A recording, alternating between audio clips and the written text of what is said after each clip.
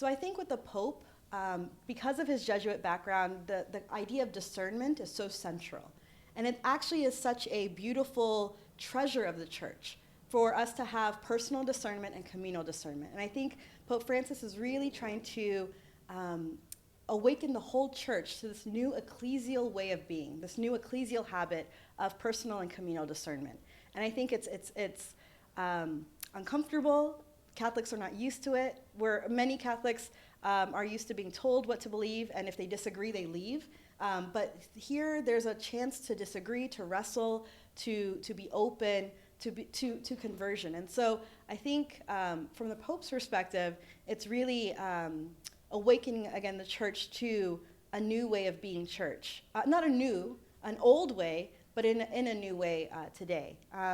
But how is it being received? I think that's a complicated question. I think, as I mentioned in my presentation, it's very uneven. Some people are moving forward, and the Holy Spirit is very active, and people are being, for the first time, even acknowledging the Holy Spirit in a Catholic way. And then there's many Catholics for whom there's a lot of suspicion and a lot of hesitance. And so I think in many ways, if this is the path of the Holy Spirit, the fruits will reveal itself. And so those of us that are activated and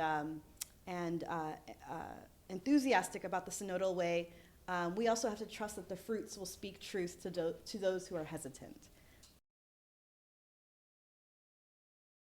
Yeah, so I do think that it's not about numbers, right? But I do think it's about maybe activating the gifts of the Spirit received at baptism and confirmation, and allowing Catholics to live lives of integrity that then can be a witness, right? And so that, I think if we just focus on numbers, that's not getting us anywhere, but fully alive Catholics, mature Catholics, lay ordained, who are truly living the way of Jesus, which includes the way of the cross, right? But being able to live into that life, death, and the hope of resurrection, whether that happens in this life or the next, but that hope is what distinguishes us. And so I think in many ways, my hope, right, especially in the US, is there has to be first an understanding of multiple histories, multiple entangled, wounded histories, right?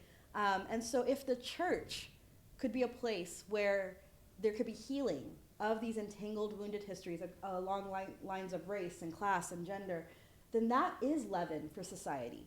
That would transform society. But in many ways, we've allowed the divisions to come into the church. But if through the synodal process we listen to each other and begin the process of healing, it would on its own be a distinct witness to society. And we're not doing it for society, we're not doing it for show, but we're doing it because we authentically believe in the healing that's possible through Christ.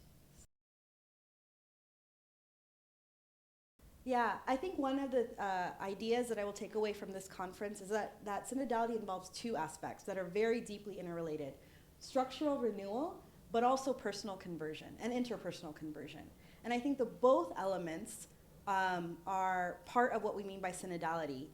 And I think that the Holy Spirit is absolutely essential to this, in the sense that conversion is not something we can manipulate. We can't change a human heart.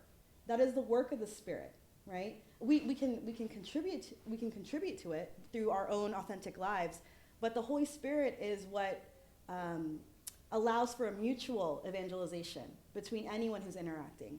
And I also think that the renewal of our church is with the intention of allowing the Spirit to move more freely, right? So I think that how we restructure the church and renew church structures is with a mindset of allowing the Holy Spirit to speak more fully and more to be more present.